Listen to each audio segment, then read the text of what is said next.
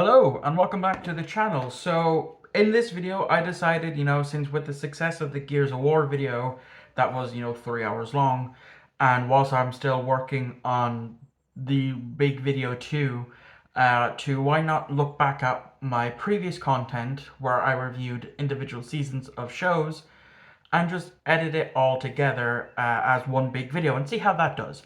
So I decided for the first test run of this will be for Star Trek the original series, because last summer I basically watched through all 79 episodes of the original series minus the cage um, for the very first time. Some episodes were rewatches from season one. There was one episode that was a rewatch from season two, and then I went into season three completely blind, having not seen any of the season three episodes. So, with that being said, enjoy the big long video. Hello, welcome back to another brand new review. My name is Michael, and I am for the very first time watching all of the original series of Star Trek, starting with season one. Because I put out a poll not too long ago asking whether or not you would like to hear my opinions on doing Star Trek season reviews, like I have been doing with my Doctor Who series reviews every month. And a lot of you do want to see what my opinions are because, as I said, I had only seen a small handful of episodes of the original series. Um, so I was essentially been going into it not 100% blind watch, but I knew of some of this stuff obviously because some of the stuff might get mentioned in other Trek series. Um, as well, I should mention I'm watching these in production order for season one because that's just the way my DVDs are. They decided to, when they're doing these, they released it in production order where No Man Has Gone Before is episode one, which technically it should be because it was the second pilot ever filmed, but they went with the Man Trap for the pilot episode when it was released back in 1966, which is episode 5 in the production order. As well, watching it on these DVDs, I have the original effects, none of the newer HD CGI effects. I get to see the filming model in its crisp ish way that it was supposed that I actually wanted to watch it. So that being said, I have 29 episodes to get through. I'm hoping that this isn't going to be an hour long video. Fingers crossed. So yeah, where No Man Has Gone Before, I like it. I definitely like the episode. It's a really good um, introduction to the show. It's the episode where we don't see McCoy, we see a different doctor that's actually the chief medical officer on the Enterprise. But trading out McCoy, we do get to see Sulu early on, which is good. And like I said, the plot of where what two of the members of the crew get their ESP enhanced because of where they passed through, and the fact that it happened to an older vessel from like 100 or so years ago, um, was interesting. Like I enjoyed it. As a pilot, it's a good second pilot. I think it's better than the Man Trap, but we'll get to that. So the next episode is the Corbinite maneuver, and it's an okay episode. I have nothing more to really say on it except for um the guy who runs the other ship. I know the actor from a different show, and that being My Name Is Earl, where he plays Creepy Rodney. That's the same guy that showed up in the Corbinite maneuver. And then episode 3, Mud's Women. Now, this is a rewatch for me. This the same with Where No Man Has Gone Before was a rewatch for me. And whereas I enjoyed Where No Man Has Gone Before on this rewatch, Mud's Women Not that much. You see, I had watched this episode a while ago when season one of Discovery was airing because in two episodes in Discovery they bring in Harkon Fenton Mudd, who we see in this episode and again in season two, which I haven't seen the season two episode. I've only ever seen Mudd's Women, and I didn't like it when I first, excuse me, when I first watched it, and I don't like it now. It's a product of its time. That's all I can say with Mudd's Women. It is a product of its time. Moving on to episode 4, The Enemy Within. This is an episode that I have never seen before, so this was a first time watch for me, and I genuinely liked it.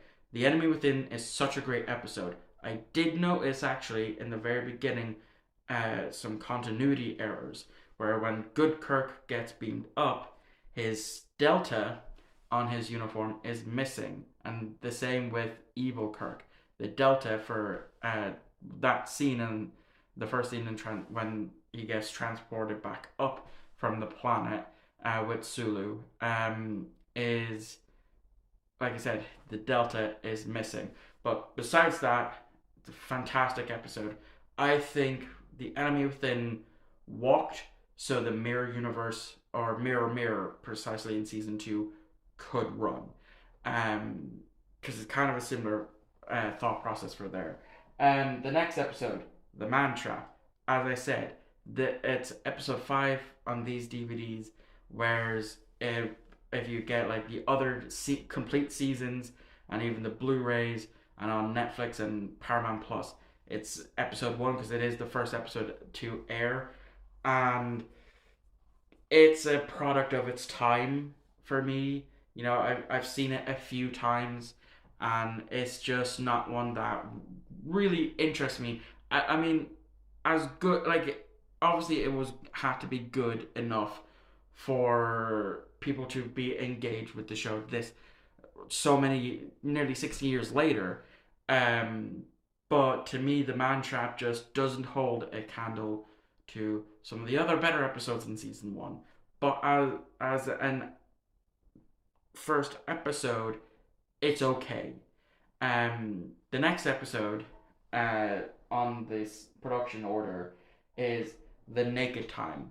Now, I knew of this not from this episode, but I did. This is a second rewatch for me. The episode that I knew it from originally was from The Next Generation, because this premise is revisited in season 1 of The Next Generation. Where the whole crew goes bonkers over this. We see Sulu with sweating, jumping, running around the corridors of the Enterprise with his fencing sword and all that. And it's a good episode. It's one that I enjoyed, but I would classify it in the middle for me. It's not one of my absolute favorites. It's one that I can enjoy or not enjoy. It depends on my mood. So yeah, that's episode 6. Moving on to Charlie X, which I believe was the second or third episode to air. I do not like this episode. I didn't like it when I first watched it because, again, it is a rewatch for me. I just did not like it, and even on this rewatch, because I've watched it I think 2 or 3 times now, I just don't like it. It feels more like Where No Man Has Gone Before to me. A crappier version of that episode. Even though it aired before Where No Man Has Gone Before. But yeah, I don't know. I just did not like Charlie X. It's just one of the episodes that just unfortunately didn't jive well with me. Then the next episode after that, episode 7. No, sorry, episode 8 on these, Balance of Terror. Now, this again is a rewatch for me, because I had actively seeked out to watch this episode, because before I even decided to finally sit down and give the original series a full chance, I had seen Balance of Terror. I actually went out and watched it, and I loved it. I loved the whole submarine aspect of it. Submarine warfare between the bird of prey versus the Enterprise, and I even loved the nod to this episode that they made at the end of season one of Strange New Worlds, where they done a what if scenario of what if Captain Pike was dealing with this. But yeah, there's not a lot more good that I can say on the Balance of Terror that hasn't already been said over the past 57 years of the show's history. The next episode, what are little girls made of? I did not like this episode. It was a very boring episode, very bottle-y type of way, where we do have scenes of them on the Enterprise, but it's predominantly in this cave system type thing about all these different androids, and it just did not gel well with me. I found myself tuning out a lot of what was happening and not fully paying attention, because it just the story did not grasp me. I still paid some attention to it to know what was happening, but I still did not like it enough. It's one of those episodes where I'm just not going to return to, um, compared to some of the other episodes. So next we have Daggers of the Mind. I thought this was a pretty good episode. A good, very interesting episode.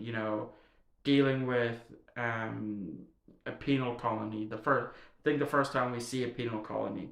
Now again, as I said, I'm going in production order. So Daggers of the Mind is episode 10 in that regards. I don't know what it is in airing order. But yeah, it's a good episode. I had a lot of fun with this episode, especially with with Kirk, seeing how being under the influence of having his kind of memories erased and having these subconscious stuff put in there. Um, the next episode after this, Miri.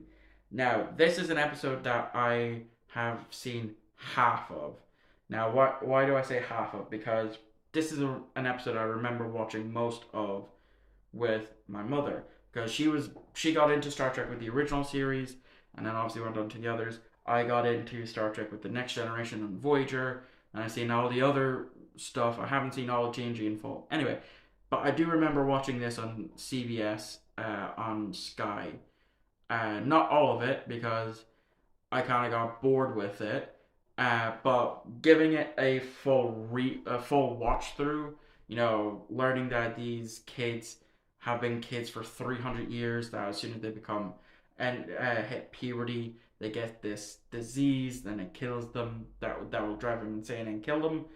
I thought that was good. Some of the child actors, weren't the best, but again, I can't necessarily fault them for that. But it was a good episode. It's one that I definitely enjoyed. The next episode, Conscience of the King, Conscientious. I'm dyslexic. I apologize if I'm butchering that. But it's the episode where this traveling trope, and it's this governor who took over a planet and killed a lot of people and kills this guy, and Kirk is one of two people left that had seen this guy. It turns out it is him. I thought it was a good mystery. I thought it was the guy who, I forget his name, Kodos or something like that. I thought it was him that was, murking off all these people that were the only people to have seen him. But I did not expect the twist that it was his daughter that was doing it. But again, it's a very good episode. It's a very good mystery and a very good whodunit type of mystery, and it's definitely one of my favorites from season one. Next is the Galileo 7. Now, I knew of this, did not know it was the episode title was called the Galileo 7. Now, why do I say I knew of this? Well, that's through the Star Trek Online game, where it's an online MMO where you can choose different factions. You can be a Klingon, you can be a Romulan, you can join the Dominion, and then there's three eras of Star Trek that you can choose from. The original series timeline, more recently added on was the Discovery timeline, and then the timeline of that, the beta canon timeline of 2401 to 24 something.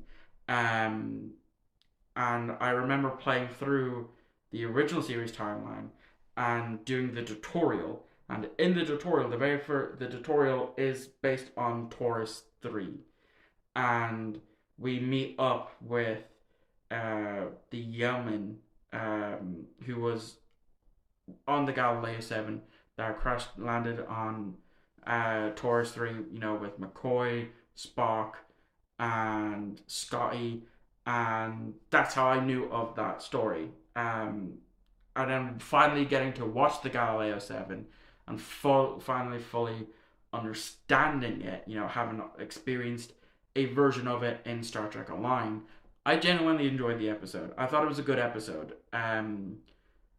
Even in the Star Trek Online game, they used some of the sound effects from this episode. Like the when one of the red shirts gets the spear thrown through him, they reuse that in the Star Trek Online game, as well as the growls of these cavemen like people. They reuse that in the Star Trek Online game, and yeah, I like the fact that Star Trek Online managed to pay homage to one of the more popular episodes, because this is the first time we do see the shuttlecraft Galileo, and then of course we'll see other shuttlecrafts named after different, I think, star systems, or I could be wrong on that one, but yeah, the Galileo 7 I thoroughly enjoyed. The next episode is Court Martial. I Going into it, I didn't think I would like it. I remember in the first 15 or so minutes of it, I was watching. I was watching. It's like, okay, this seems like just a run of the mill court episode that Star Trek has done a few times. But as the episode progressed on, it started to reel me in, and because of that, I genuinely did enjoy the episode. I thought it was great. I thought it was a good episode that actually managed to build up the suspense. We, especially with the footage that we see of the doctored footage of Captain killing off this lieutenant commander. So we thought, and I did not see the twist of him still being alive. The lieutenant commander that hates Kirk because of something he'd done as that Kirk done as an ensign, even though Kirk had no ill will feelings towards him. Even having him serve on his ship, I thought that was a good. Like I said, I thought it was a great episode. The next two-parter for episodes 15 and 16 is the Menagerie, parts 1 and 2. Now, this is again a rewatch for me, because I had actually, when I heard of what the episode was, it was one of the few episodes that I went out of my way to watch, and I enjoyed it. I love how they incorporated the original pilot, The Cage, which I have still not seen in full, and I probably never will, because I just don't see the point when I could just stick on the Menagerie parts 1 and 2.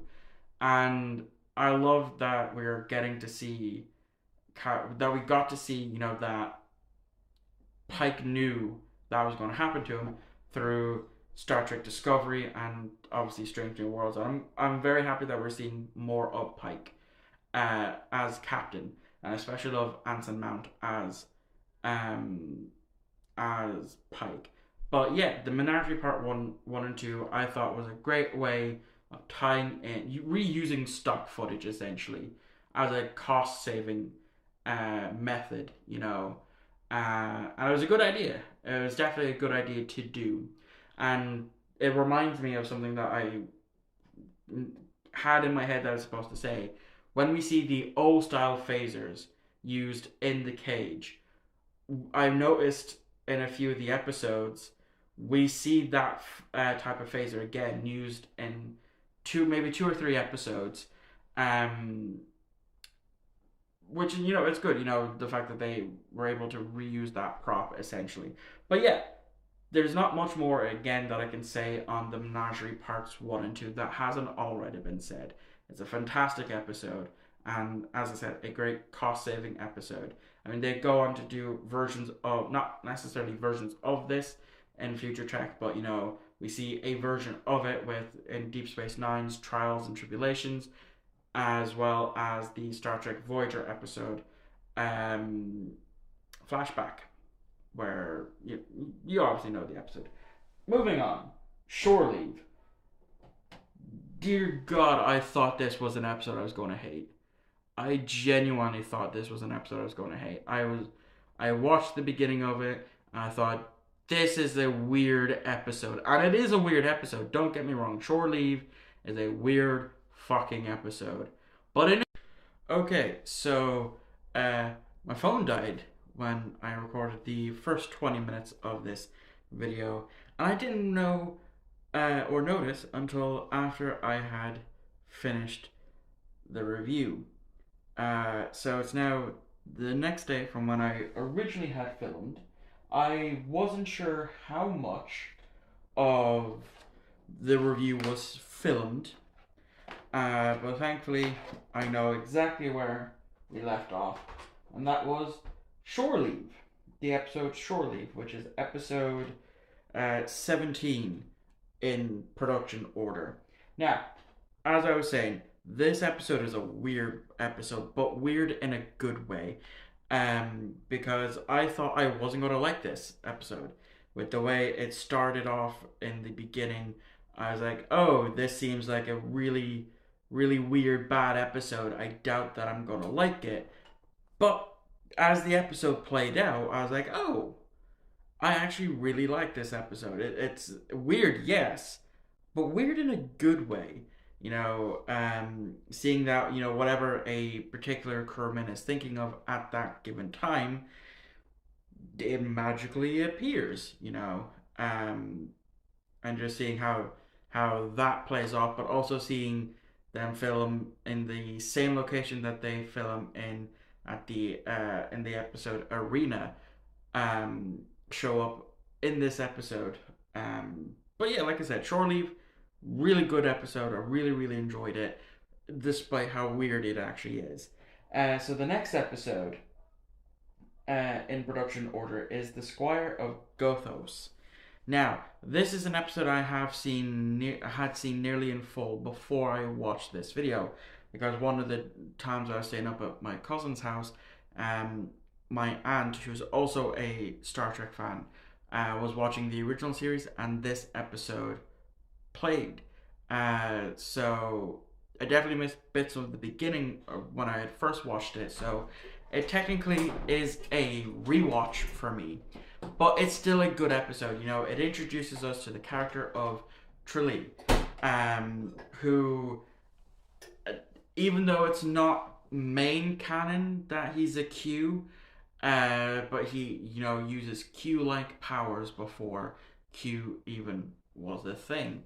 And I do know in the book universe of Star Trek, in beta canon, there is a book where Q goes to Captain Picard and asks him to help deal with Trilly, who is a renegade Q like himself. But yeah, it's a good episode. I genuinely really did enjoy it. I thought it, I liked the character of Trilly.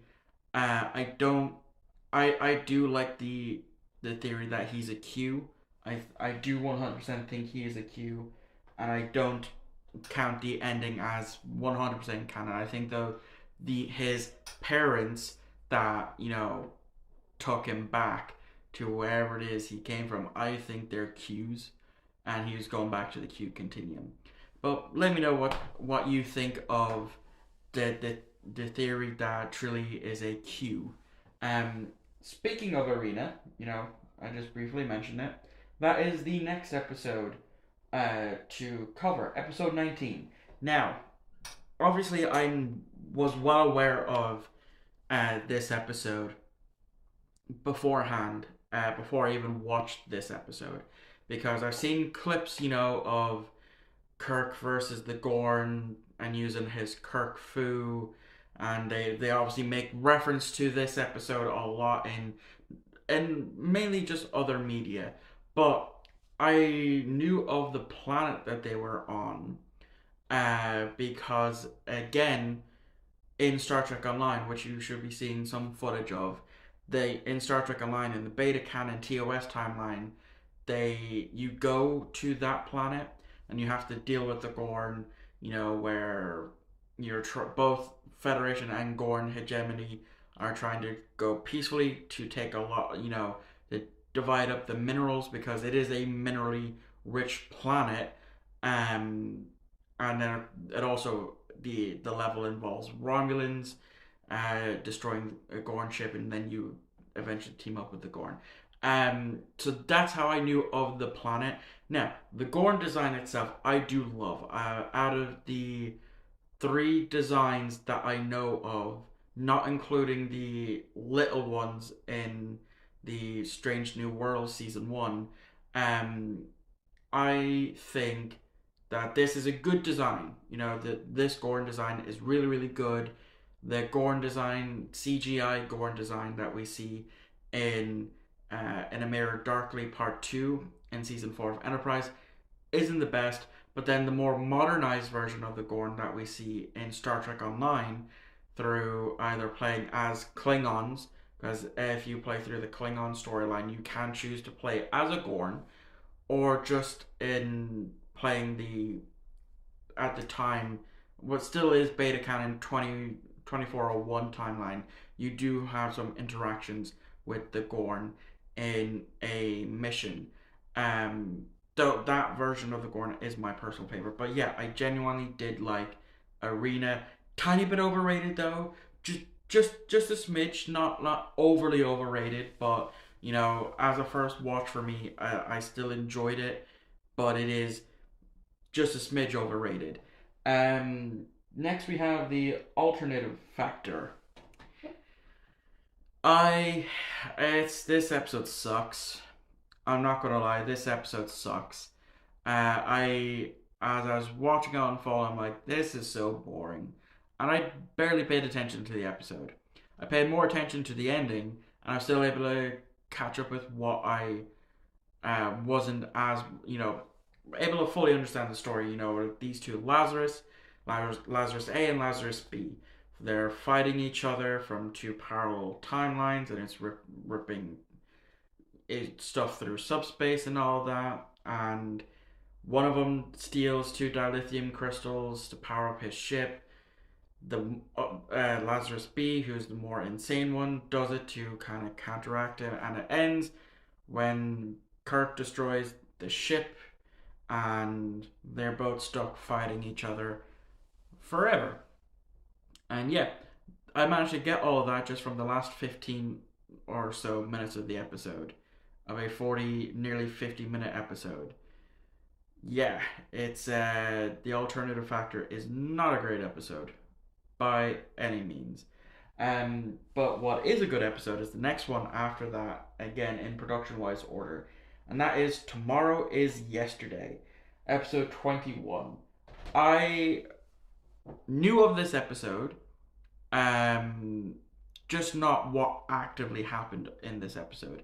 How did I know of this episode beforehand? Well, I'd seen comparison shots from the original footage, from 1966/67, as well as, the HD remastered shots that they done for the Blu-ray and all of that.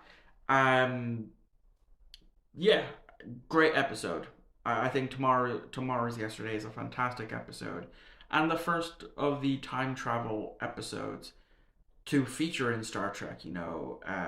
Seeing them go back to the '60s, having to deal with not being seen, and the ship did get seen, but in order to preserve the timeline, with the temporal prime directive, which isn't mentioned because it wasn't a thing yet, um, and so on and so forth. Great episode. Thoroughly enjoyed it. It kept me engrossed from beginning to end. Moving on to episode 22, The Return of the Archons. I liked it. I thought it was a good episode. With Landru, the computer, and all having these guys convinced and of body and mind, that type of stuff. I thought it was a good episode, from beginning to end as a mystery of sorts and having to deal with all of that aspect. I thought it was a good episode. It's it'll be one that I return to not as often as some of the other episodes in this season, but it is definitely one that I probably will return to, just not as soon. Following that is A Taste of Armageddon, which again, this is another episode that I have heard of before watching this. I had heard of how this episode was, um, where Kirk is bringing the crew of the Enterprise is bringing this diplomat to this planet that's at war with another planet, and it's all done by computers. And if you're selected as one of the computerized casualties, you then have to go and commit yourself to disintegration, which doesn't take too kindly to Kirk, and he sets out to sabotage that, which would then lead to them using actual weapons on each other, for the first time in 500 years. And he done it in a way. He done this just so it could also be a way to open up dialogue with these people for peace. Finally after 500 years of war, that we have peace. Now, there's arguments of ethics and all that of, was Kirk right to do this? Was he wrong to do it? Yes, it did lead to peace, but does the ends justify the means? That's the way I thought of it walking away from this episode. But still, A Taste of Armageddon is excellent. Really, really good episode. The next episode is Space Seed. Overrated. Space Seed, I'm sorry, like the Wrath of Khan, is overrated. Now, I watched this episode after I've obviously seen Wrath of Khan, because trying to get into Star Trek for me, the original series, took a while. I was able to do it, finally, obviously because I'm doing this review. But Space Seed to me, as on the first watch and this rewatch, just overrated. I don't know. It was again built up for me. It was overhyped, and when I went in with the highest of expectations for Space Seed, and it did not meet them. But again, that's not discrediting the a lot of the people that worked on it. It's still a good episode. It still in a sense deserves the high praise that it gets. Ricardo Montalban is excellent as Khan. I've never had an issue with him as Khan. Because I mainly grew up with him as the grandfather in the Spy Kids trilogy. And that's as far as I'm counting with the Spy Kids movies. Anything after Spy Kids 3, I don't count. Anyway, yeah, good episode. Just vastly overrated.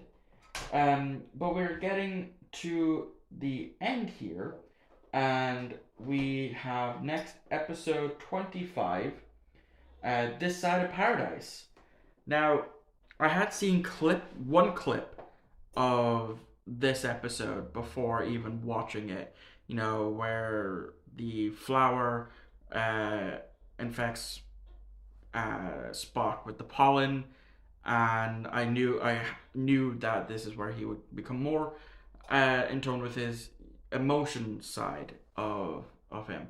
And I again went into this episode after watching the cold open, thinking this is an episode that I'm not gonna like. But by the end of the episode, I fell in love with it. I think um, this side of paradise is a fantastic episode. It's it keeps you on your feet of all the crew are infected. They've all been down to this planet. And Kirk's the only one left. How is he going to do this? How is he going to save the day and rescue his crew as well as the colonists on this planet? And I love that Kirk essentially had to get Spock mad in order to free him, because that's what it is. It's high intensity emotions when like frees you from the pollen and that. And as I was watching that scene of Kirk, basically calling Spock every half breed name under the sun, I was reminded of the scene from the 2009 Star Trek movie, where Kirk essentially had to say to Calvin Spock that he has no emotions and that he didn't love his mother, and that, and obviously caused the fight in there. And yeah, I thought, like I said, this Side of Paradise, fantastic episode. It's probably my top five for sure of my favorite episodes from this season. Following that up, we have The Devil in the Dark. Now, I again knew of this episode before I went into this episode, for two reasons. Number one is behind me, and it is this Spock with the Horta, that my cousin bought my mother over in America as a Hallmark Christmas ornament, which I hope you can still see the hook there. And then of course you have Spock mind melding with the Horta, and you also have here No Kill Eye. And so that's how I knew of this episode. One of the ways I knew of this episode. The other way that I knew of this episode was from the Young Sheldon TV series, where it shows clips from this episode. And so I knew of it. I knew why the Horta was killing these people, but that did not take away from my enjoyment of The Devil in the Dark. I thought it was a fantastic episode, really, really great, and it's definitely, definitely my top five for sure. Potentially top 10, I don't know. Really, really good. Really, really glad that I watched it. Next, we get to Errand of Mercy. Now, this is the very first episode to introduce the Klingons, and it was okay. They get informed that they're again going to war with the Klingon Empire, and that the Klingon Empire is going to this planet to take it over as a strategic, in a strategic way, and all of that stuff. And it was just okay. It wasn't really built up to me. I knew of the episode going into that they were at war, and then the people of the planet managed to prevent the war from going on further. Bringing back the peace and that, and yeah, it just was okay. But now we're getting down to the last two episodes of this season. And the second last episode is The City on the Edge of Forever. Now, this episode, like with Space Seed and like with Wrath of Khan, was built up so much to me. The hype built up. The City on the Edge of Forever is one of the best episodes of Star Trek. It's really, really good, yada, yada, yada. I had not seen it prior to this. I had obviously heard of it, especially with The Guardian of Forever, because of the Star Trek, the animated series. One of the early episodes does feature The Guardian of Forever in the animated series. And then, of course, the Guardian of the Forever shows up in season 3 of Discovery. And I really tried to go in to this episode once I knew I was at this point. I really tried to go in with very low expectations, and I still loved it. I still love it. City on the Edge of Forever is by far the best Star Trek original series episode. I'm not sure where I would put it in grand scheme of things of the other Trek shows. Um, but yeah, the City on the Edge of Forever deserves all the praise that it gets. It is mwah, chef's kiss, fantastic episode. Can't sing enough praises on it. I was engrossed from beginning to end. Ending ended a little bit too quickly for me. I thought it was going to build up a bit more to the eventual end of the episode. That's my only gripe with it, but it's still a fantastic episode. And now we get to episode 29, Operation Annihilate. Now, I again was somewhat aware of this episode for three reasons. The first two are kind of intertwined. I had seen some scenes of it with my mother on CBS. She explained kind of what it was about, with Sam Kirk being Kirk's brother and dying, and that, and then once again with Star Trek Online, because after you deal with the Gorn in Star Trek Online, you have to go to Space Station K3. There are two other ships that are having the exact same problem as Operation Annihilate are having, the same with over on K3. So I knew the way to stop these creatures was through UV ultraviolet light. So I knew about that going into it. But did that take away from my enjoyment? No. It's still a good episode. Not the best series finale of a Trek show, but it's still a good episode.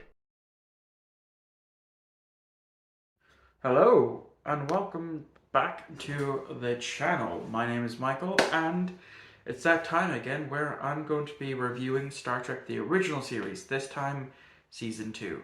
So, Season 2 took me longer than Season 1 to get through, and that's simply because I was, of course, working on other videos, and then there was just times where I only watch a episode in a day, because normally when it comes to this, like with Season 1, I at least try to watch 3 episodes in a day because of how long the series is compared to, say, Doctor Who, which is only 13 episodes.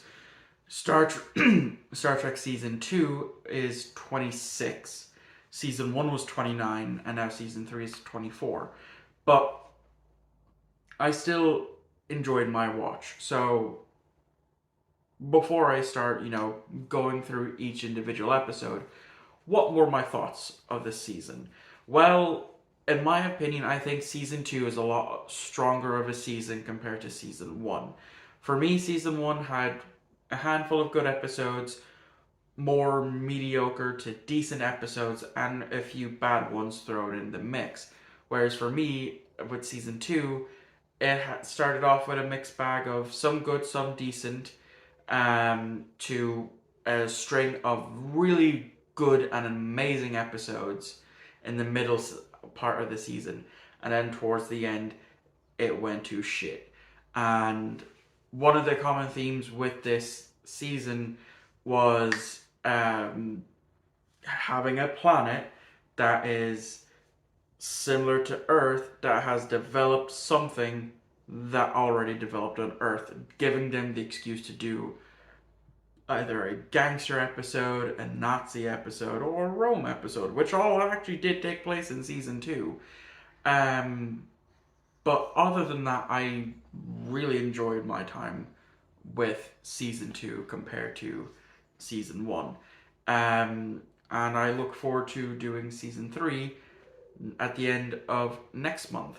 So, yeah, now it's time to quickly go through the individual episodes. Starting off with episode 1, Amok Time.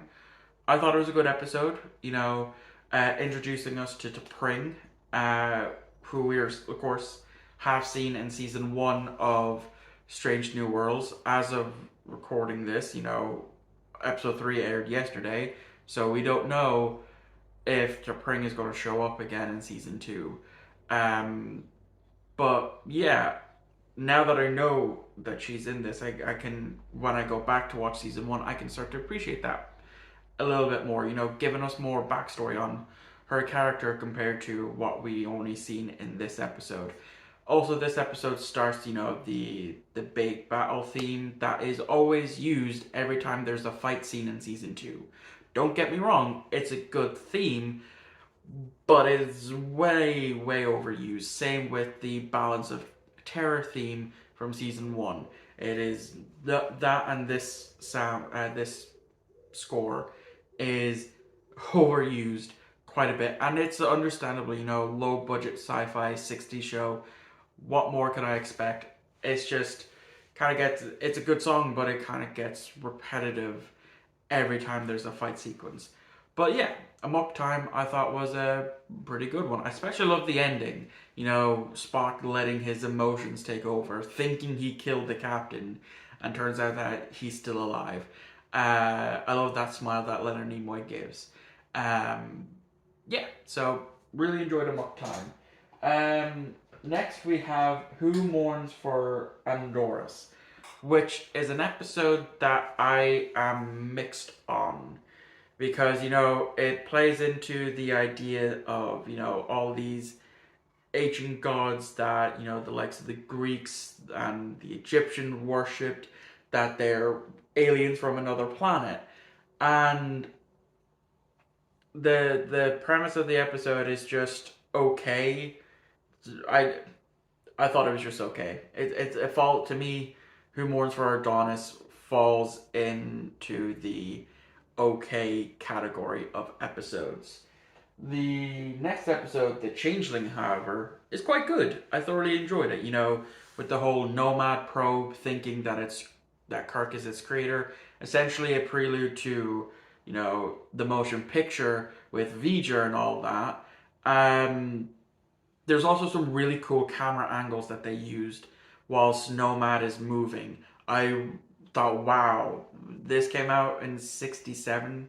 That looks pretty damn good in my opinion. And it is, those shots are pretty cool. Next is Mirror Mirror. Now this is the only episode I had watched prior to my season 2 review, because as you know, with season 1 I'd seen quite a few episodes of season 1, but with season 2 this was the only one. So this was a rewatch. The main reason why I sought it out originally was again because of Discovery season 1 when they entered the Mirror Universe. At that point I hadn't seen any of the Mirror Universe episodes, so I went back and I enjoyed it. It's a great episode. Not much else I can say. It's considered one of the great episodes, and it shows. What I find interesting though is the end clip with the captain talking to the person who he met the Mirror Universe counterpart to. They cut and reused that for when Captain Sisko meets Kirk in Trials and Tribulations in DS9. So thought that would be a little interesting nugget of information. Moving on to the Apple. I really did not like this episode. Let me just see. Yeah. Basically, it's one of the religious episodes, where they go onto this planet that they describe it like a Garden of Eden. Turns out that there's people here that haven't aged. They don't do much. They don't know much. They don't kill. They don't have kids. They don't kiss. They don't, stuff like that. And they feed this creature called Vol, who's a computer, that also is in the shape of a snake's head. So it's really nailing in the religious undertones in this episode. And I just did not gel well with it. I did not like it. The next episode, however, The Doomsday Machine, I really enjoyed. It was a first time watch, but I knew of the Doomsday Machine prior to this, again, thanks to Star Trek Online, because it did appear in one of the missions. I don't know if it still has because they're constantly changing the main story. Because originally it was like a 20 long mission, Klingon War, that got cut down, and I think they replaced it with the Borg now. I'm not 100% sure. I haven't played Star Trek Online in ages. But yeah, the Doomsday Machine is really good. It's also the first time we see another Federation ship. Of course, it being a Constitution class because of budgetary reasons, and it being the USS Constellation, captained by Commander Decker.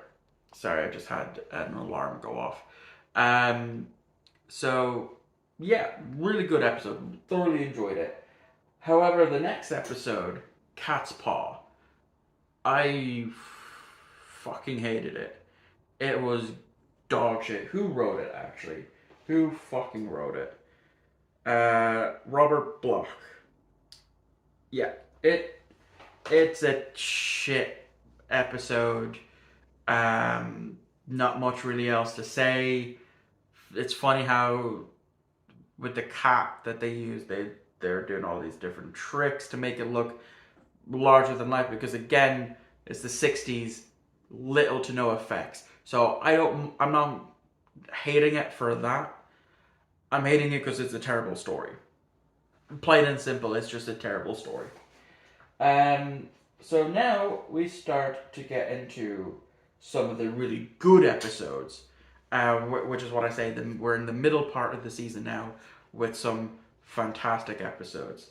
Starting off with I, Mud. Now this is a first time watch again, hadn't seen it before, and I was pleasantly surprised.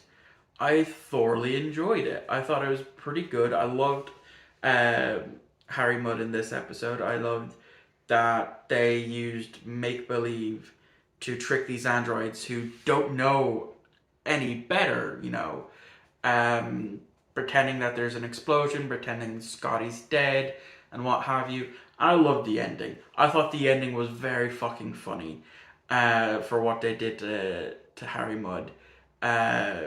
Leaving him with nothing but his android versions of his wife. I thought that was very, very funny.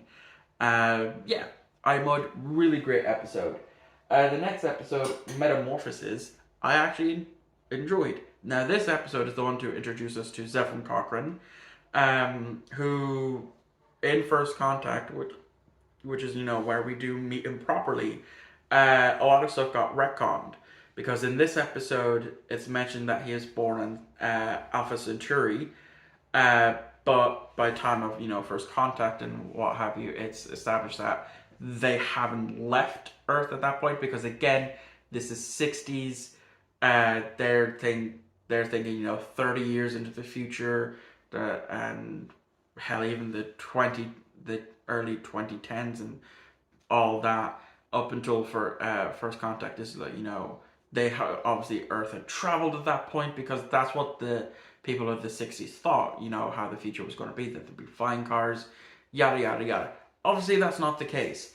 But yeah, it's a very good episode. I liked it. I liked it. The following episode is Journey to Babel. Now, again, hadn't seen it, but knew of it because of a Star Trek Online mission. But yeah, I really like this episode. It introduces us properly to Spock's parents. There's a murder mystery about, because one of the Tellarite delegates gets murked. But it's also the first time that we do see Tellarites and Andorians on screen, the founding members of the Federation. It's the first time we've seen all four of them on screen at this point. Even though it's not necessarily mentioned that they are founding members yet. Still a really good episode, really good mystery. Thoroughly enjoyed it. So moving on, we have Friday's Child. This is an episode I thought I wasn't gonna like. I really did. I thought I was gonna go into this and not like it. because it is a Klingon episode, though it's one of those times where it's just the one Klingon, because there are 3 Klingon episodes in this season, and 2 of them only deals with one Klingon officer, and they're at this point in the original series, they're still in early development of their characteristics, their backstory, and all that stuff. Because this is the second time that they've appeared, and as I was watching it, the more I watched it, the more engrossed I got in this episode. I thought it was really, really good. One of my actual favorites from this season. So yeah. Also, McCoy has a son. Never gets mentioned again. The same with Kirk's nephew. After this one episode, they're just never mentioned again. But yeah, the next episode, The Deadly Years, is an okay-ish episode. I definitely liked it for what it was. Seeing Kirk age, Spock slowly age because of the way he is, and McCoy age. And I find it funny how the more McCoy gets older, the more southern he gets. And I love that, because I love McCoy. I genuinely do love McCoy. I love DeForest Kelley, and I love Carl Urban's interpretation of McCoy. But yeah, overall, just a really, really good episode. The next episode, however, Obsession, is one that I thoroughly enjoyed. We learn more about Kirk and how on one of the ships that he was on prior to being captain of the Enterprise, that being the Farragut, when he was a lieutenant, about this gaseous cloud that kills, drains the blood cells of people, and it's what was responsible for killing his former captain, and his son, the former captain's son, now is a ensign on his ship. And so it's a really, really good episode. William Shatner was absolutely amazing in it. Like I said, I thoroughly enjoyed it. It's definitely up there with one of my favorite episodes of this season. Apologies about the sudden cut there. I had to pause it to go do stuff. I'm now back, and let's continue on with this review, because we are slowly approaching the end here. So the next episode after Obsession is Wolf in the Fold. Now, again, this was an episode that I went in with very low expectations. I read, because every time I move on to a new disc, I will read the blurb of the episode, so I have a vague idea of what's about to happen. And when I read the blurb for Wolf in the Fold, I thought that I wasn't going to like it, but I actually did. It had until the ending. The ending was not that great. How things are explained was not that great. But the overall, story was good. So yeah, the mystery that essentially was behind it, did Mr. Scott murder these 3 women? Because, he doesn't seem to remember, and he apparently had some concussion that happened before they brought him down to this planet. And one thing that I find interesting, though, is the main villain of this story, the actor who plays him, is the voice actor for Piglet in, Winnie the Pooh. So every time he's there and talking, I'm just like, dear God, Piglet's the villain. I can't take him seriously. I just can't. And the fact that it's tying back to Jack the Ripper of old, and saying that it's just this thing that possesses people that causes them to do all this stuff. I didn't like the ending. It was overall a good episode, but the ending just wasn't it. Also written by Robert Bloch. But the next episode is The Trouble with Tribbles, which again, first time watch, knew of it because of course, the Deep Space Nine episode. the Trouble with Tribbles, Trials and Tribulations. So it was a very first time watch. I thoroughly enjoyed it. Wrapped up too quickly though, in my opinion. It just the ending felt very rushed. But again, another movie, not movie, another episode to feature the Klingons.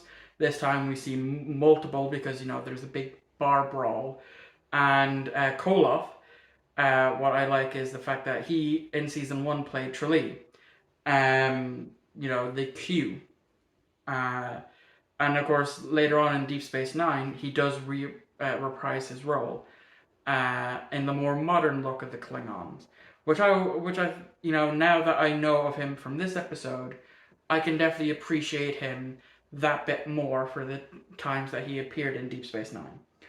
So yeah, The Trouble with Tribbles, really good episode. I think one of the last few good ones of this season. So after The Trouble with Tribbles, we have The Gamesters of Triskelion. And it's not that good, I'll be honest. I didn't think it was all that good. Basically having these three super brains of sorts betting on people's lives, taking them, having them trained to be gladiators and all that crap. I just didn't like it. It just wasn't for me. Moving on to the first of this planet has had some development that's similar to Earth. But there's a reason behind it, and that episode is a piece of the action. So this episode is essentially, it talks about how a Earth ship, the USS Horizon, had visited the planet and left behind some books about the gangsters. And because of that, these people on this planet adopted that way of life. And it's an okay episode. It's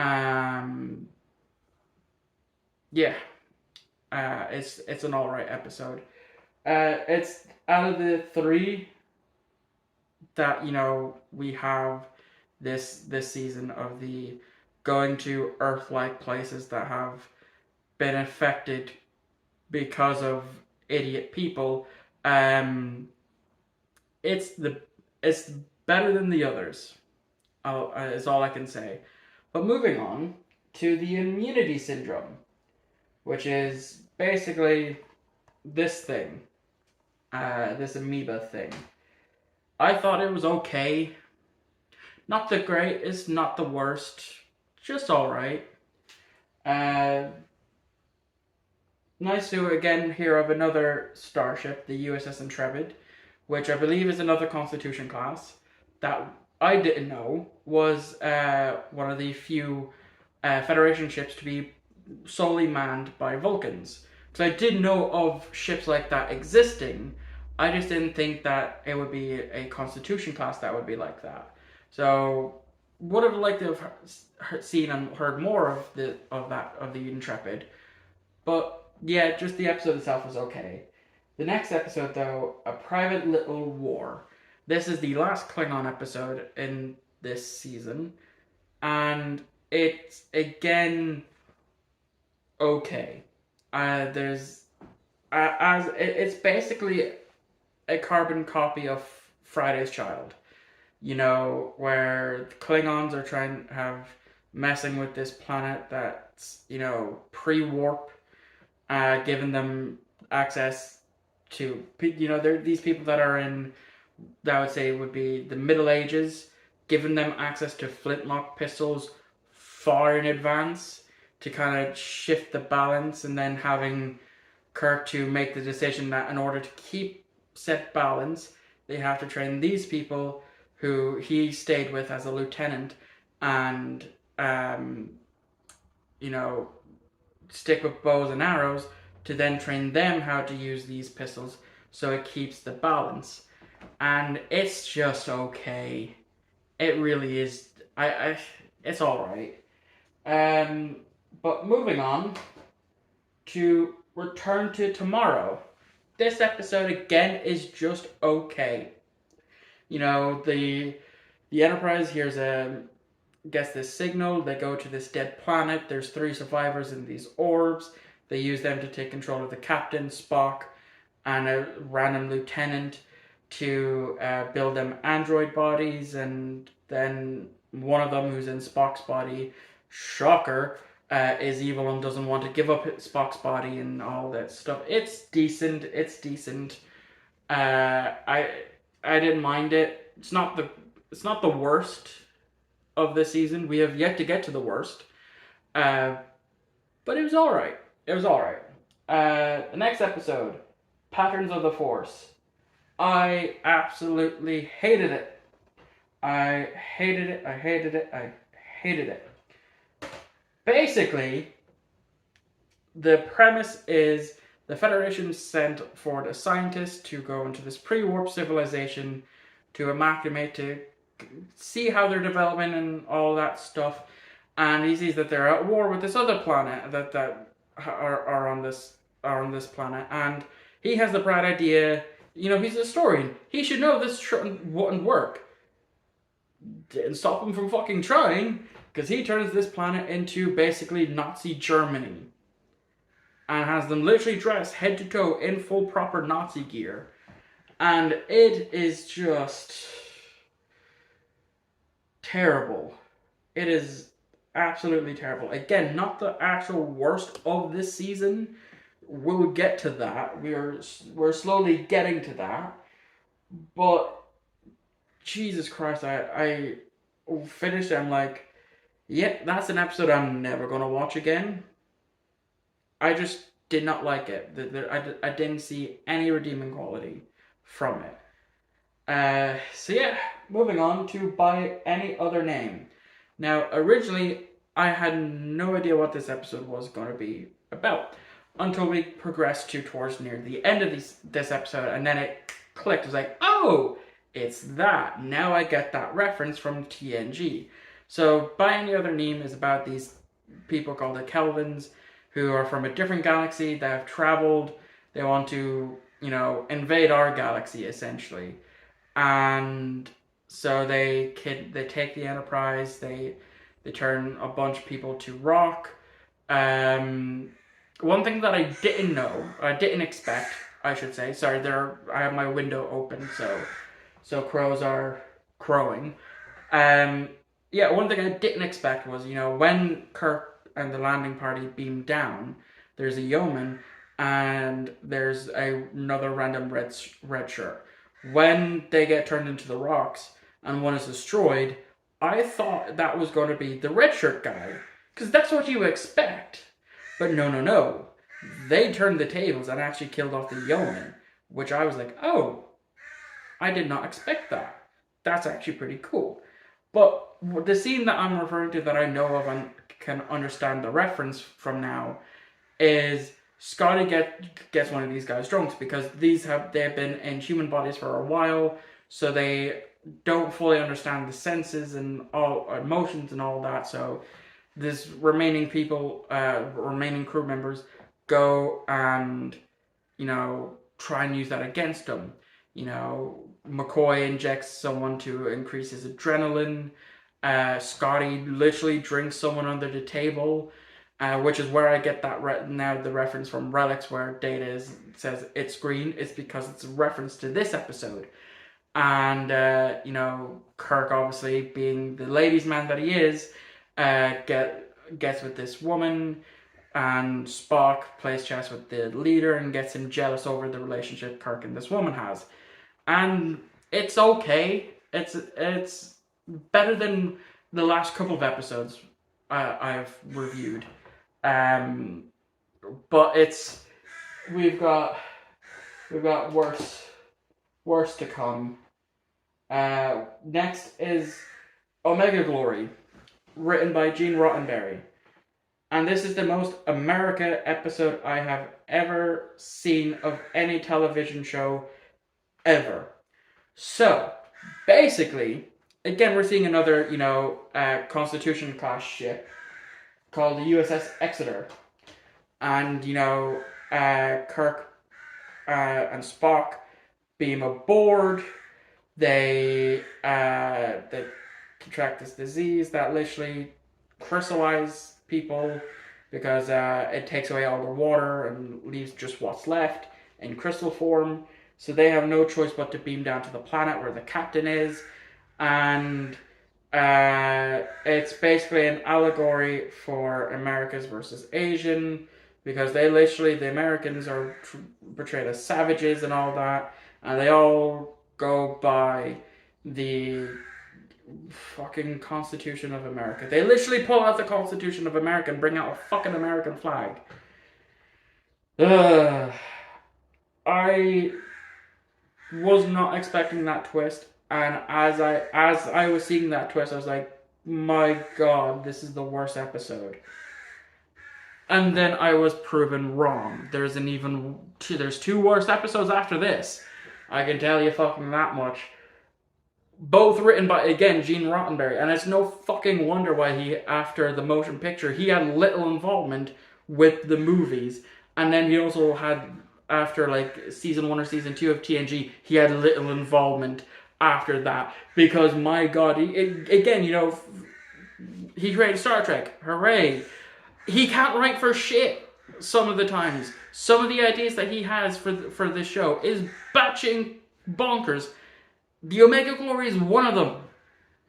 Like, fuck me. I've never watched a more pro-America fucking hate Asian people episode of a TV series in my entire life.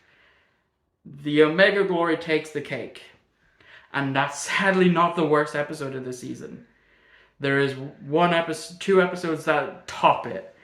But we'll get to that, because the next episode we have is The Ultimate Computer, with the M5 computer and Richard Daystrom. It's a good episode. It's the last good episode of the season, Very interesting, because I had heard of this episode, obviously. I heard of Richard Daystrom, because in other Trek shows, there's the Daystrom Institute, named after Richard Daystrom.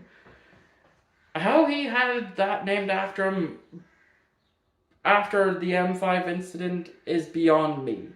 Maybe it was named after him before this episode takes place. I don't know, but I think those 60 people that he killed, plus a robotic freighter, will beg to differ. So I don't know what happened to Daystrom afterwards. I don't know what the beta canon is for that. But yeah, it was a good episode.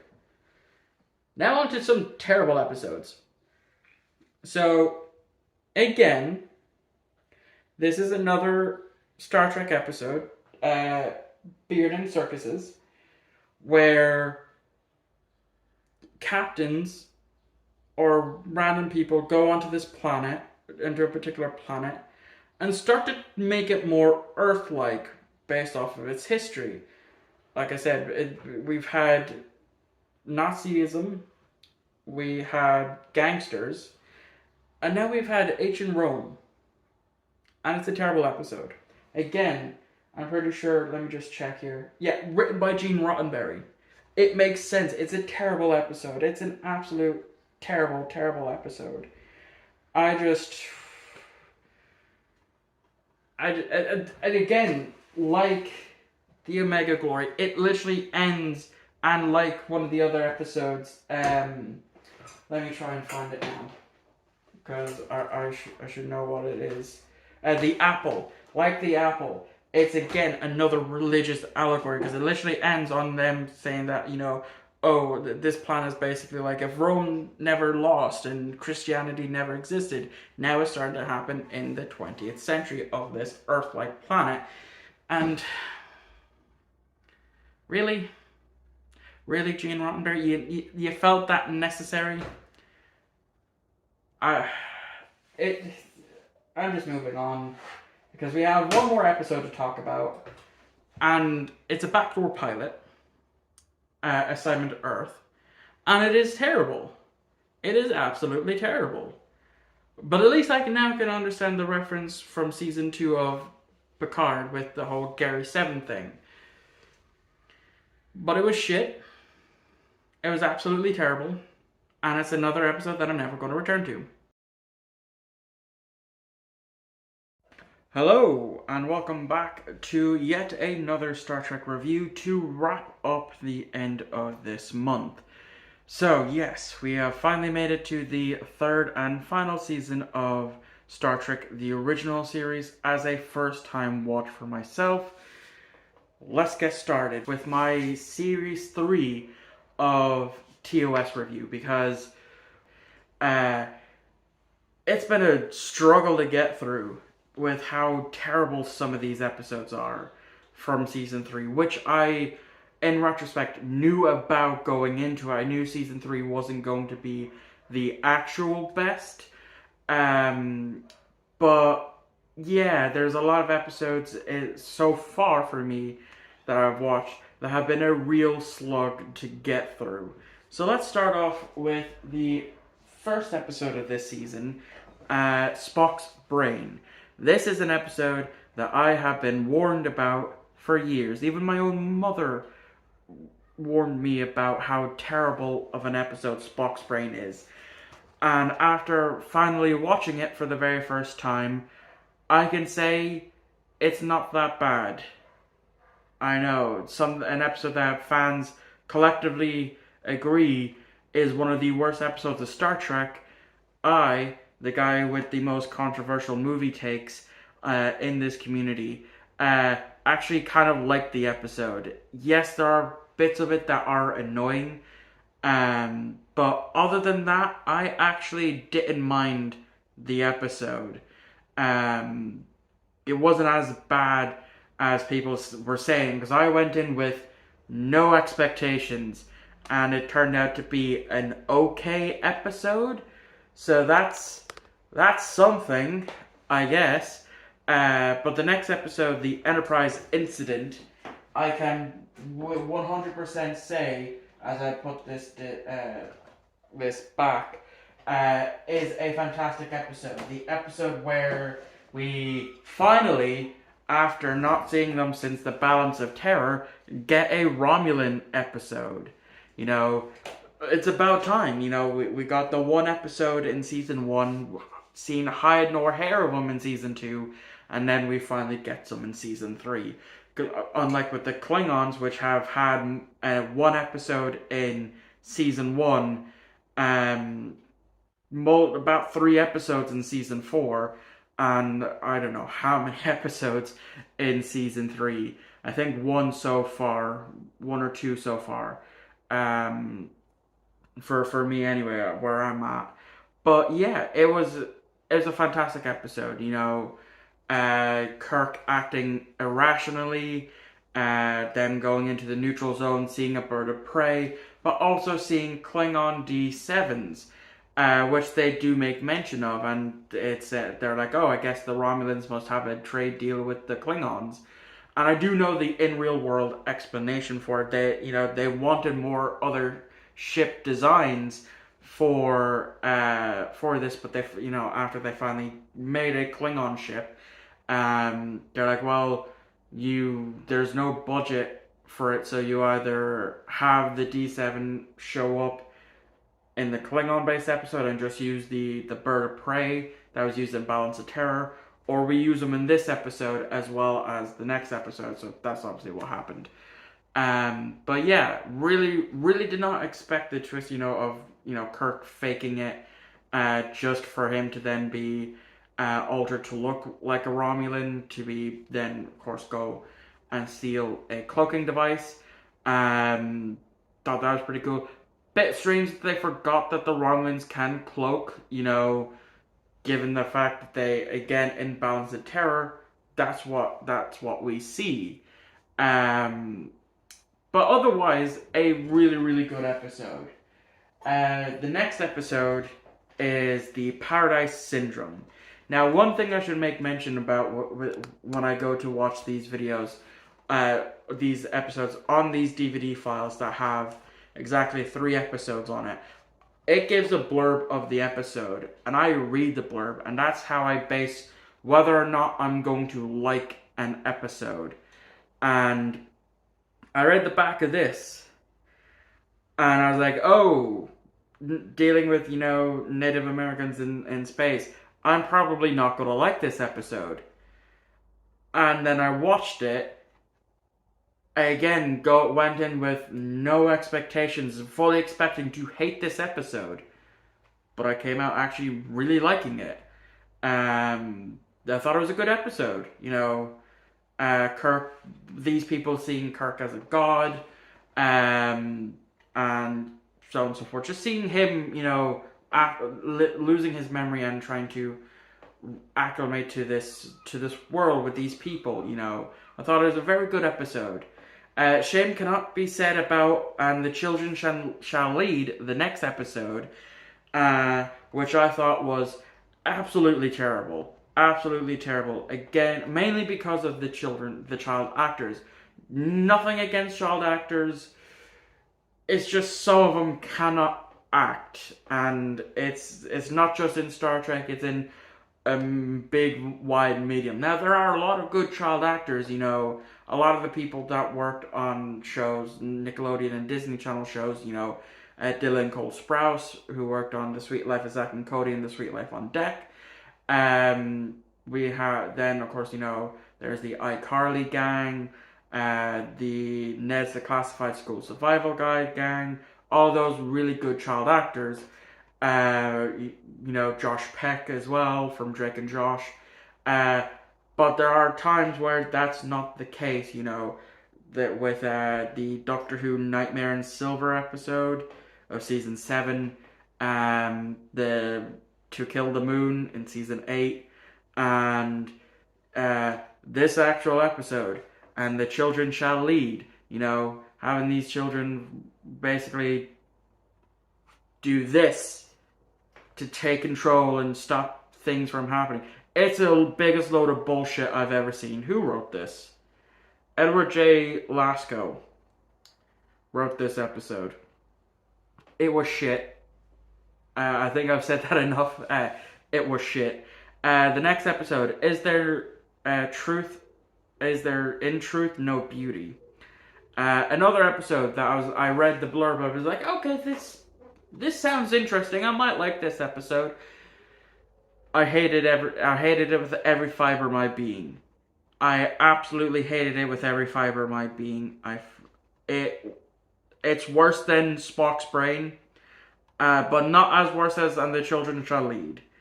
There at least it's that bit better than "And the Children Shall Lead," but worse than Spock's brain. So the next one that I actually liked, and it was an episode I roughly knew of, and that is Spectre of the Gun. The Enterprise is going for the Melkoshians. Then Chekhov, Spock, McCoy, and Kirk get beamed down into what is essentially the Battle of the OK Corral, and it's all in this big figment of imagination where where the landing party is seen as these are the people from the OK Corral, and Chekhov dies, but it turns out he didn't. It was a really good episode, really good episode, fantastic ending. So far to me the best episode of this season. But also another good episode after this is Day of the Dove, which is another Klingon episode with Kang, who obviously has gone on to make reappearances in Deep Space Nine and Star Trek Voyager, and I'm pretty sure some video games as well. But it's a very good episode, again, this one, I think this is the one that shows us the D7 for the Klingons, the first time we see a proper Klingon ship, and just them fighting aboard the Enterprise and, getting badly injured, but also miraculously healing at the same time because of this alien entity, and then Kirk trying to broker peace with Kang. Very good episode, fantastic episode. The next episode, however, for The World is Hollow and I Have Touched the Sky is shit. This is the episode where McCoy gets diagnosed with this incurable disease, and there's this big meteor that's also a planet that has a bunch of people on it, and McCoy falls in love, and then because it's also in pursuit of crashing into another planet, and it was shit. It was just absolute shit. Next, we have the Tholian Web, an episode I really loved. It's all about the USS Defiant and it being caught in this phasing out between one universe and another, which we now know being the Mirror Universe, but in the distant past because of the Tholians of the Mirror Universe. And I didn't think we'd see a Tholian in this episode. The face of the Tholian. Again, I'm watching the original effects with these DVDs. It's not the remastered versions that is on DVD, Blu-ray, Netflix UK, and Paramount Plus. These are what I have in my collection, and this is what I'm watching it on. And I much prefer it that way. I much prefer getting to experience the original effects. Anyway, Tholian Web is now probably my favorite episode of this season so far. The next episode, Pluto's Stepchildren. This one is very significant because it's the first interracial kiss on TV at the time. And I know the networks were fighting very hard against that, and they were trying to do multiple different takes, and Shatner, I believe, intentionally fucked it up, so that way the only shot that they could use was that kiss. But yeah, it's an alright episode. It's not terrible, it's not that bad, but it's not on par with some of the greater episodes, if you get me. But middle of the road. Wink of an Eye, however, an episode that I wasn't sure if I was going to like, and again, like Pluto's Stepchildren, it's not bad. It's not worse, but it's the episode where the Enterprise is tricked going to answering a distress signal because these species somehow, because of some calamity, are now 5 or 10 times the speed of regular people, and so they end up getting Kirk to acclimate to that time because the princess wants to mate with him and all that. And it's an alright episode. It's not as bad as some of the episodes in the beginning of this season, but it's pretty okay. It's pretty okay. And now, unfortunately, we get to 2 really terrible, absolutely terrible episodes. Starting with the Empath. This episode is just shit. It's so shit. I don't even want to talk about it. I'm just going to move on to the next terrible episode, which is Alan of Troyes, which again is the worst episode of this season. I will definitely say Alan of Troyes so far.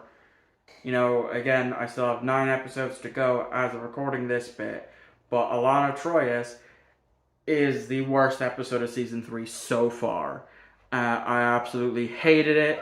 It was a slog to get through. When I checked the time code and it said only 15 minutes had passed and I had another 30 to go, I was like, here for fuck's sake. I've never, when watching these Star Trek episodes, wanted to switch it off more than I have with this one. I've never done it. I've never switched off an episode of Star Trek unless it's one I've already seen, or unless it's one I'm not that much in the mood for. Again, usually an episode I've already seen 100 times. But with Alan of Troyes, I was this close to turning it off. It was that shit. It was just one of the worst episodes, and one of the people that we first see, green body paint, blondish hair. He looked straight out of the video game Oblivion, Elder Scrolls Oblivion, you know, of the hilarious character customization that you can do. And he even reminded me of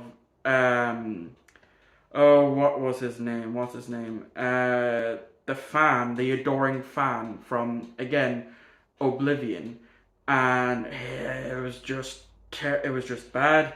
It was so shit. It's definitely the worst episode of this season. Um, Thankfully, the next two episodes are actually good. The next episode after Alan of Taurus is Whom Gods Destroy. And it's a very good episode dealing with this captain who has gone batshit crazy on this mental institute planet, and Kirk and Spock being down. He can take the shape, the form of these people, and when he tried to beam back up to the Enterprise to take control of the Enterprise, they have, they obviously have this code phrase, Queen to Queen 3, I believe it was, and I thought it was a really good episode.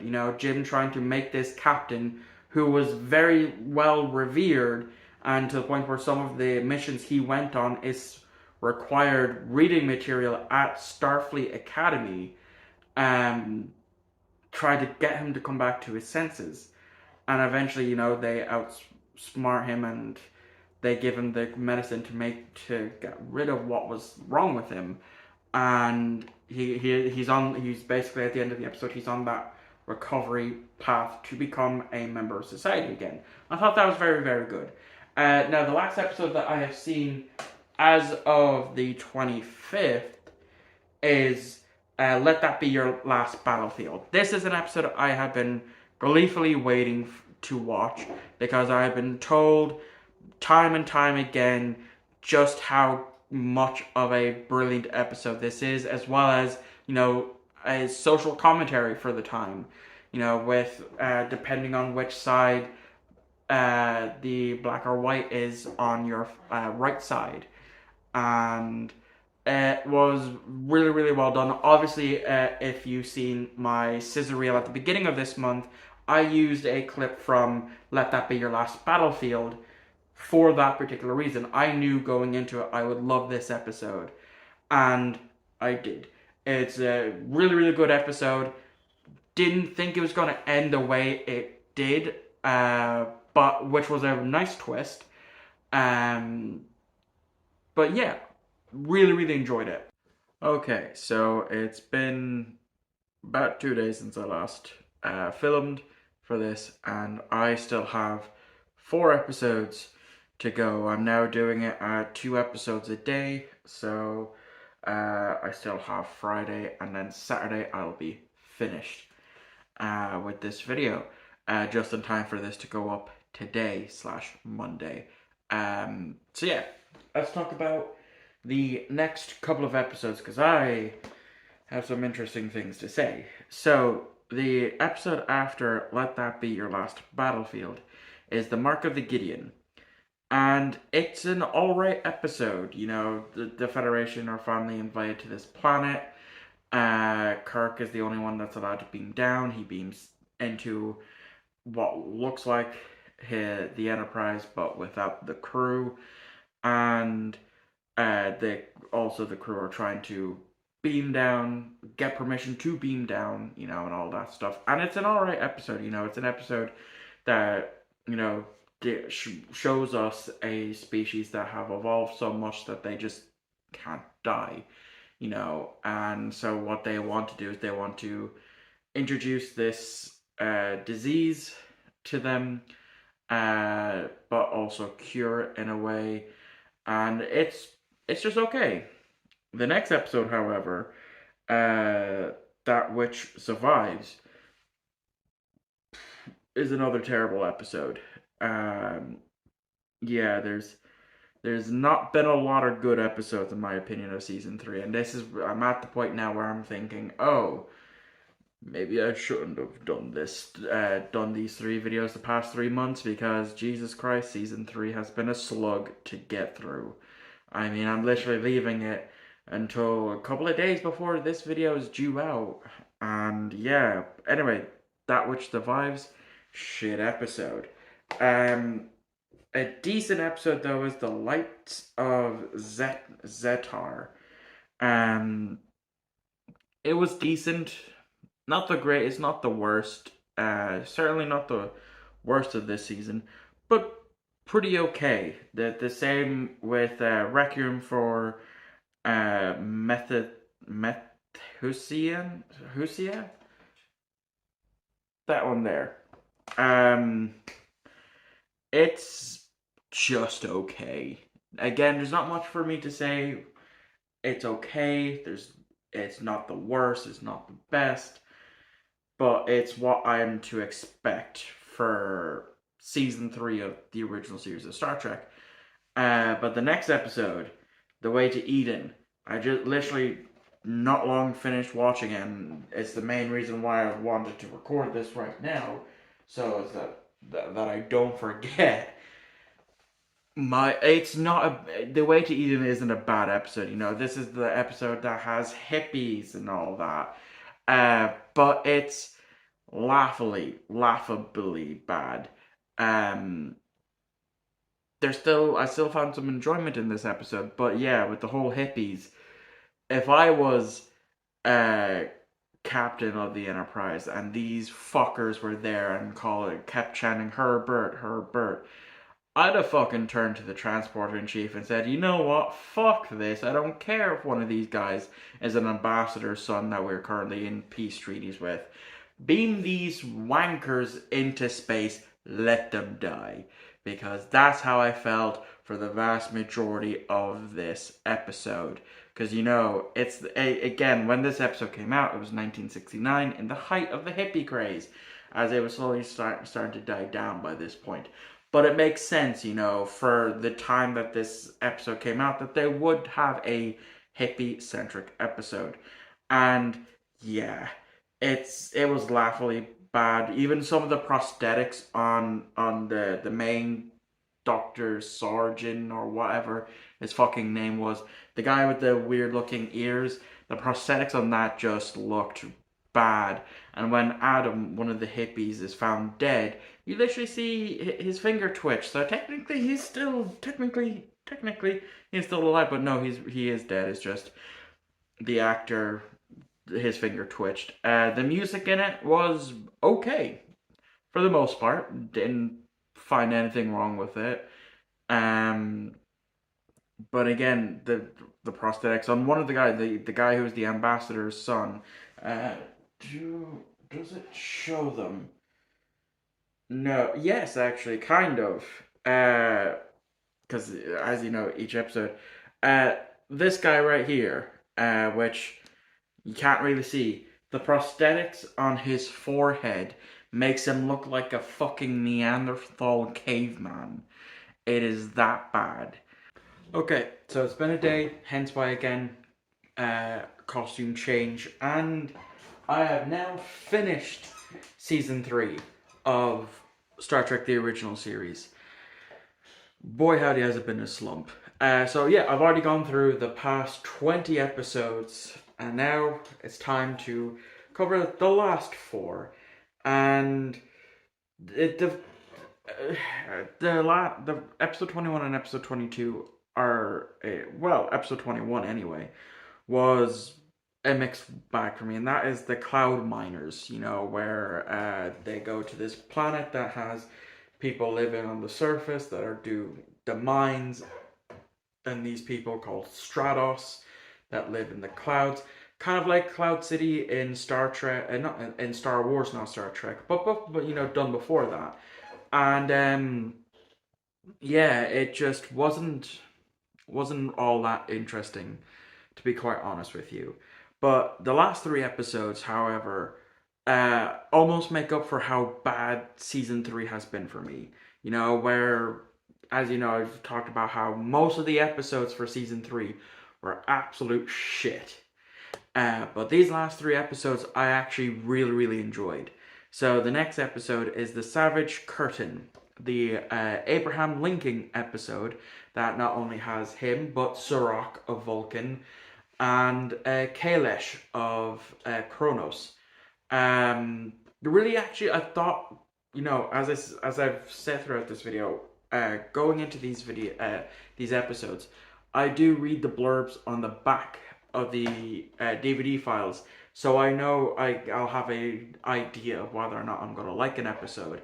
And again, like with the rest of this season, most of or even at season 2 and season 1, uh, most of the time I'm actually pleasantly surprised that I actually liked the episode. I really did like this episode. I would have liked to see more of Kailash, but I have TNG to look forward to for that one. Um, Overall, the Savage Curtain, really, really good episode. The next episode, all are yesterdays. Really, really good episode. Really, really enjoyed it. Um, it was. Oh, by the way, the previous episode, the Savage Curtain, was kind of written by Gene Roddenberry. The teleplay was by Gene Roddenberry. So praise for that episode compared to the last couple of episodes of season 2 that I absolutely roasted last time. Anyway, all our yesterdays. Actually, really enjoyed this episode. I think I've seen the end clip of it for sure. Um, but yeah, I liked it. Not much more really to say. But the last episode, Turnabout Intruder, I thoroughly enjoyed. I thought it was absolutely amazing. As even though it's not the series finale that we deserved, getting to wrap up everything and all that, because after Turnabout Intruder, the show got cancelled. Um, but it was a really, really good episode. It gave William Shatner another excuse to uh, break away from playing Kirk. Getting to play a more uh, batshit crazy version of Kirk, even more so than from The Enemy Within in season 1 and Mirror Mirror in season 2. He's playing a different character, playing Kirk, and I thoroughly enjoyed it. I really, really enjoyed it. And well, that's going to wrap this up. So thank you all for watching. Let me know what you thought of, me repurposing one of my old videos by editing it all together. Because if this does well, I might do that for my Doctor Who reviews, where I edit it as like Russell T Davies era 1, seasons 1 to 4, plus all the specials. And then do it for the Moffat era. And then when I feel like remaking the Whittaker era, I'll do that as a big video. And then, for other like movie series that I finish, I'll edit all those together as like one big video. So let me know what you thought in the comments, and if you would love to see more of this style of video. So thank you all for watching. I hope you enjoyed, and I will catch you all on Thursday is the next video I think I have scheduled, which will be, of course, the next episode for Star Trek Discovery. So I'll see you all for that video.